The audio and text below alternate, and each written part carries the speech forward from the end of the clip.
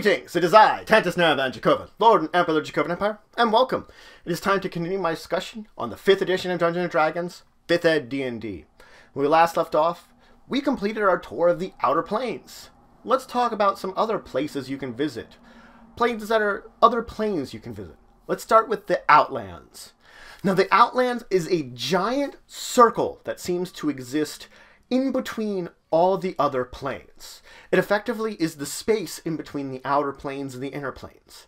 When you travel to the Outlands, it is a place that is neutrally aligned, where you can find aspects of every plane sort of existing within it. Places that you can find these kind of juxtapositions which are strange, yet seem to perfectly meld naturally here. It is a place of plains and mountains and rivers, and of course, at the edge of this giant circle are 16 gate cities. Each of these settlements has within it a gate to one of the outer planes. These act as almost embassy grounds, as meeting grounds for the various places where they can have peace. It's a strange place where you can find an angel and a demon arguing over a drink rather than get at each other's throats.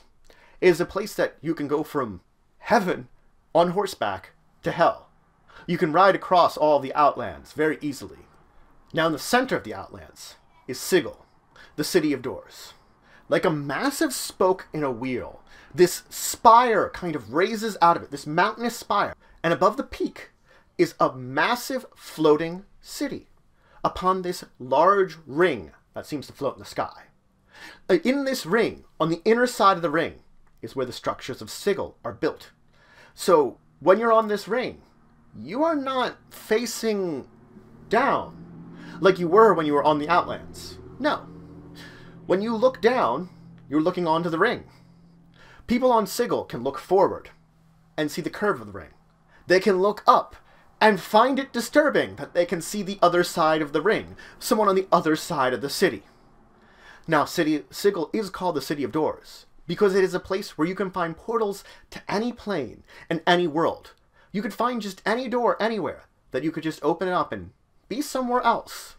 Now, Sigil is a planar metropolis.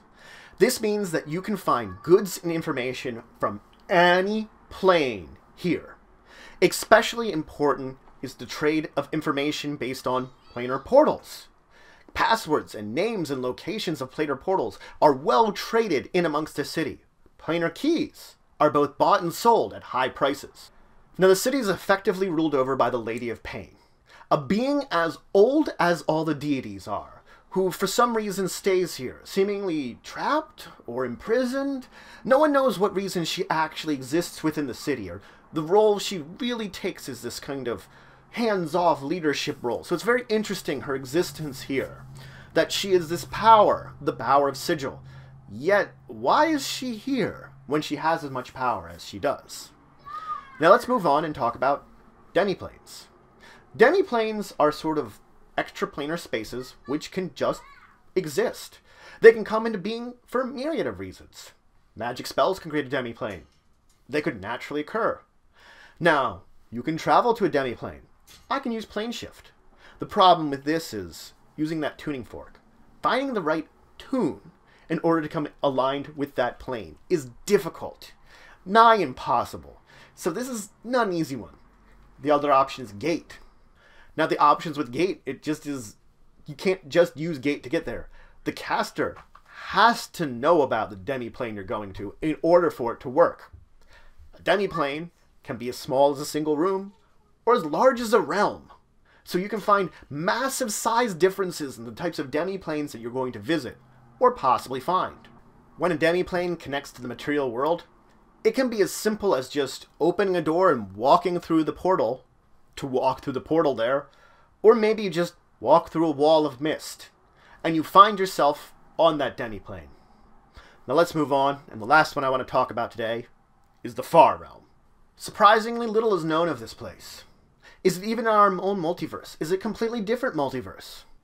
All that you may know about it is a place that normal mortal minds cannot comprehend. They cannot understand the unfathomable place that is the Far Realm.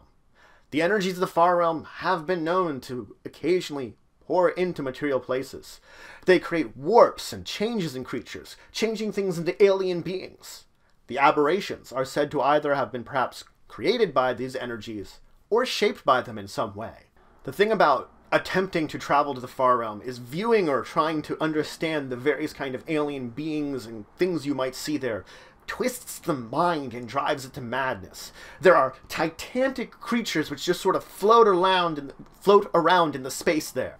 Unspeakable creatures doing unspeakable things in unspeakable ways.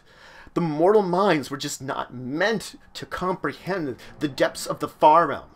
But there are those that tempt it. Some warlocks make pacts with beings from the far realm in order to gain their powers, to glimpse into that madness just a little bit, a hint of it. But they are the only ones that truly can dive into the depths of this madness and still seemingly maintain some semblance of sanity.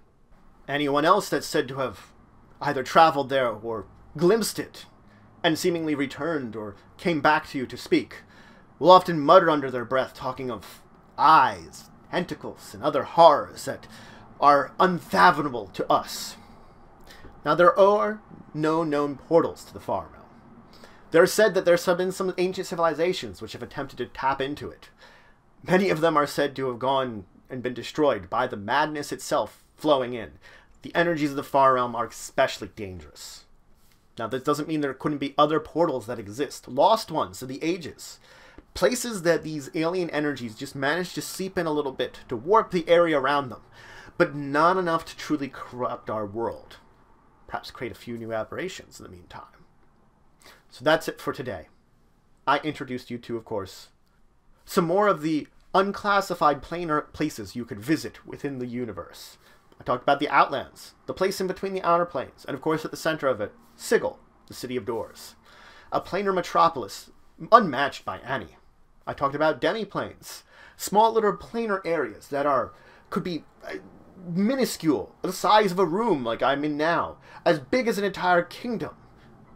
But each of them having their own unique ways you could travel to them. And of course I talked about the far realm, an alien place where horrors and strange creatures originate from, and those that even try to grasp it face madness itself, for the minds of mortals cannot comprehend it truly. In the next episode, I'm going to talk about the various worlds, alternate worlds at the centers of these multiverses. And then I will move into, of course, talking about creating your own campaign, your own adventure, and what it means to start building your world now that you have all this information. So if you have any questions, comments, anything you would say, anything you think I left out, please leave in the comments below. Please like, share, and subscribe. It shows support the channel, the empire, the work I do. If you want to show some extra support, you could always check out my Patreon. Link in the description below. But regardless, until the next time, I bid you farewell.